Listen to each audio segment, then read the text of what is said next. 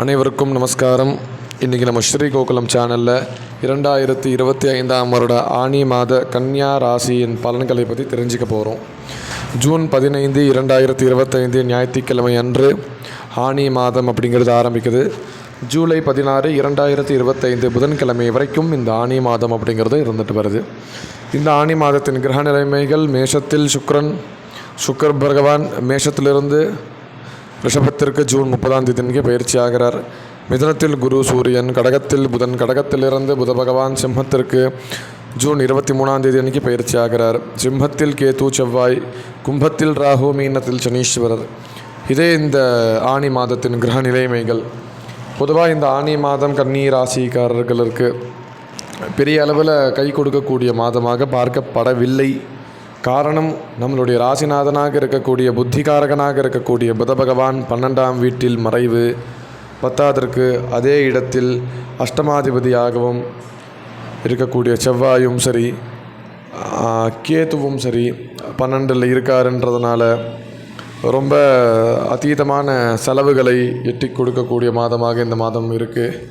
தேவையில்லாத செலவுகளை கொஞ்சம் கம்மி பண்ணிக்கோங்க. ஏன்னா பொதுவாகவே இந்த மாதம் அப்படிங்கிறது நமக்கு கைமீறிய செலவாகும். ஒன்று, அது நம்மளுடைய நாலேஜ் இல்லாமல் செலவாகிறது.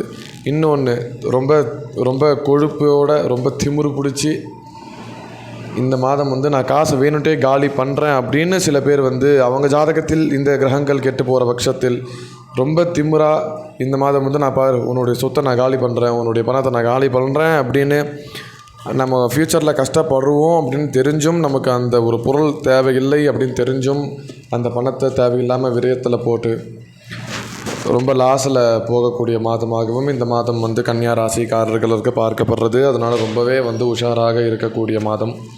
தேவையில்லாத செலவுகளை கண்ட்ரோல் பண்ணிக்க பாருங்கள். அவசியம், அனாவசியம் அப்படின்னு 2 இருக்குது. அவசியம் அப்படிங்கிறது அது இல்லாமல் இருக்க முடியாது. அனாவசியம் அப்படிங்கிறது அது இல்லைனாலும் பரவாயில்ல அப்படின்ற மாதிரி. ஆனால் நம்மளுடைய செலவுகள் இந்த மாதம் எல்லாம் அனாவசியத்தை தேடி தான் போகும். அதனால் கொஞ்சம் அதை கண்ட்ரோல் பண்ணிக்கிட்டிங்கனாலே இந்த மாதத்தை நம்ம தாண்டிட்டாலே போதும். அதாவது நம்ம 12ல் கேது இருப்பதுங்கிறது 1.5 வருட காலம், அது வேறு வழி இல்லை. பட் ஆனால் புதனும் செவ்வாயும் நிச்சயமாக மாறிடுவாங்க அடுத்த மாதம். அந்த ஒரு மாதம் நம்ம பல்லு கடிச்சிட்டு இருந்தாலே போதுமான ஒரு விஷயமாக பார்க்கப்படுறது. அதனால் செலவுகளை கண்ட்ரோல் பண்ணிக்கோங்க. இன்னொன்று நம்மளுக்கு தேவையில்லாத ஹாஸ்பிட்டல் எக்ஸ்பென்சிவ்ஸ் அப்படிங்கிறது இந்த மாதம் நடக்கும். நிறையா ஹாஸ்பிட்டலில் தேடி போகிற மாதிரி இருக்கும். சின்ன சின்ன பிரச்சனைக்கெல்லாம் ஹாஸ்பிட்டலுக்கு போவோம். அவங்க பெருசாக நமக்கு மருந்து கொடுப்பாங்க, அட்மிட் பண்ண சொல்லுவாங்க. இந்த மாதிரியான அமைப்புகள் இருக்குது. அதனால் கூடுமான வரைக்கும் உங்களால் முடிந்த வரைக்கும் வீட்டிலே வீட்டு மருத்துவத்தால் அதை சரி பண்ண முடியுமான்றது பார்த்துட்டு, அப்போவும் முடியாத பட்சத்தில் இல்லை ரொம்ப எமர்ஜென்சின்ற பட்சத்தில் நீங்கள் ஹாஸ்பிட்டல் போகிறது ஒரு நல்ல விஷயமாக பார்க்கப்படுறது. ஒன்று.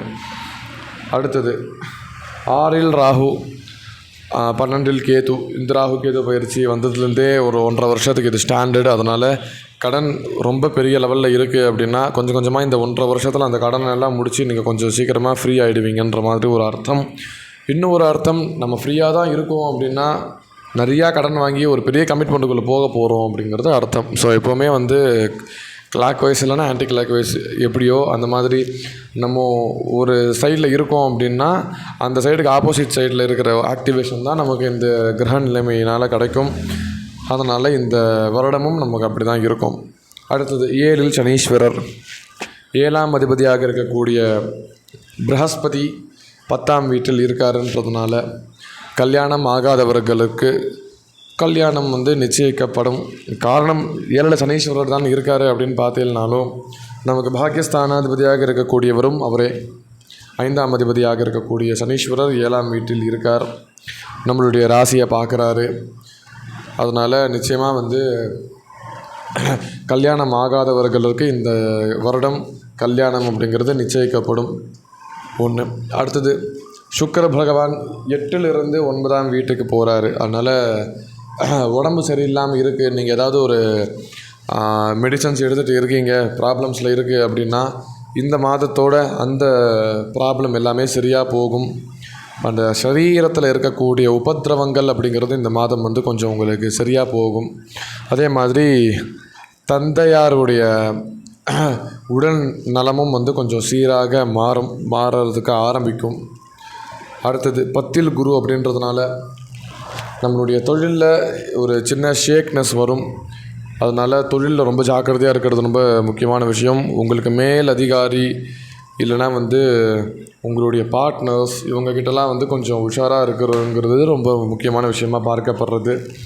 என்ன காரணம் அப்படின்னா, இந்த மாதம் 12ஆம் அதிபதியாக இருக்கக்கூடிய நமக்கு விரகஸ்தானாதிபதியாக இருக்கக்கூடிய சூரிய பகவான் நமக்கு 10ஆம் வீட்டில் குரு கூட சேர்றாருன்றதுனால இந்த மாதிரியான ஆக்டிவேஷன்ஸ் எல்லாம் நடக்கும். அதனால் உங்களுடைய வேலையில் பிரச்சனைகள் வரக்கூடிய மாதமாகவும், இல்லை வேலையில் பெரிய பிரச்சனை ஆல்ரெடி இருக்கீங்க, ரொம்ப நாளாக ஃபேஸ் பண்ணிகிட்ருக்கீங்கன்னா அந்த வேலையை விட்டு வெளியே வர நேரமாகவும் இந்த ஆனி மாதம் அப்படிங்கிறது பார்க்கப்படுறது. அதனால் ரொம்ப ஜாக்கிரதையாக வந்து மூவ் ஆன் பண்ணணும் இந்த மாதம். அடுத்தது புத பகவான் 11லிருந்து 12க்கு வராருன்றதுனால நான் ஃபஸ்ட்டே சொன்ன மாதிரி நம்மளுடைய புத்திகள் வந்து அலைப்பாயும். ஏன்னா நம்மளுடைய ராசிநாதனாக இருக்கக்கூடியவரும் அவரே, புத்திகாரகனாக இருக்கக்கூடியவரும் அவரே, அவர் கேது கூட சேர்றாருன்றதுனால நிறையா டிஸ்டர்பன்ஸுங்கிறது இருக்கும். கரெக்டான தெளிவான யோசனை வந்து நமக்கு இருக்காது. அதனால் உங்களுடைய வெல்விஷர்ஸ் கிட்ட, இல்லை உங்களுக்கு பிடிச்சவங்கக்கிட்ட, இல்லை உங்களுடைய ஆச்சாரியர்கள்கிட்ட, இந்த மாதிரி இல்லை அஸ்ட்ராலஜர்ஸ் கிட்ட இந்த மாதிரியான கைடன்ஸை நீங்கள் வாங்கிட்டு நீங்கள் வந்து மூவ் ஆன் பண்ணுறது ஒரு நல்ல விஷயமாக இந்த மாதம் வந்து பார்க்கப்படுறது. அதே மாதிரி இந்த மாதம் இருக்கக்கூடிய பிரச்சனைகளிலிருந்து நம்ம வந்து தப்பிக்கிறதுக்கு ஸ்ரீரங்கத்தில் இருக்கக்கூடிய ரங்கநாதரை வந்து பூஜைகள் ஆராதனைகள் செய்வது ரொம்ப ஒரு சிறப்பான விஷயமாக பார்க்கப்படுறது. இல்லை என்னால் ஸ்ரீரங்கம் வரைக்கும் போக முடியல அப்படின்றவாளுக்கு வீட்டிலே வந்து ரங்கநாதரை பூஜை பண்ணுறதோ, இல்லை அடிக்கடி விஷ்ணு சஹஸ்ரநாமங்களை ஓட வைக்கிறதோ, இதை மாதிரி பெருமாள் சம்மந்தப்பட்ட விஷயத்தை பார்ப்பது வந்து ஒரு நல்ல விஷயம். எதனால் இந்த மாதம் ஸ்ரீரங்கர் அப்படின்னா, ரங்கநாதர் அப்படிங்கிறது வந்து சயன கோலத்தில் இருப்பவர். நம்மளுடைய ராசிநாதனாக இருக்கக்கூடிய புத பகவானும் பெருமாளுடைய ஒரு ரூபம்தான்.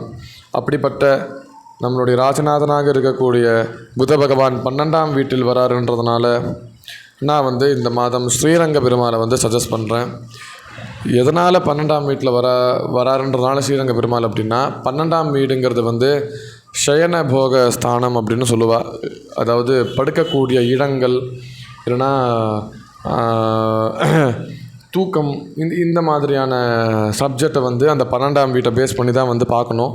அப்படி பார்க்கும்போது 12ஆம் வீட்டுக்கு நம்மளுடைய ராசிநாதன் வராருன்றதுனால சயன கோலத்தில் இருக்கும் ஸ்ரீரங்கநாதரை வந்து நம்ம எவ்வளோக்கு எவ்வளோ பூஜைகள் ஆராதனைகள் பண்ணுறோமோ அவ்வளோக்கு எவ்வளோ இந்த மாதம் வந்து நமக்கு ரொம்பவே ஆணுகூல்யமான மாதமாக மாறும். அதே மாதிரி எல்லாருக்கும் எல்லா சுபிக்ஷங்களும் கிடைக்கணும் அப்படின்னு எல்லா சுவாமியும் நானும் பிரார்த்தனை பண்ணிக்கிறேன்.